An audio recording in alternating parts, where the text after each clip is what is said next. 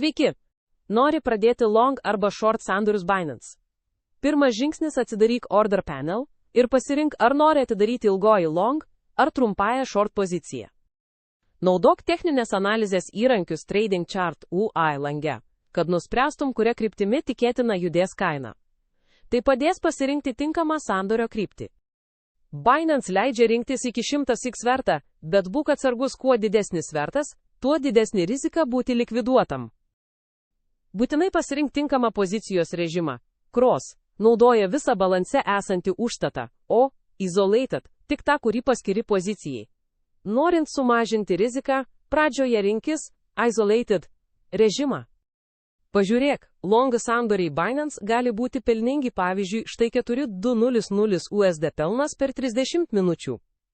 Tačiau atmink, pelnas ir rizika eina kartu.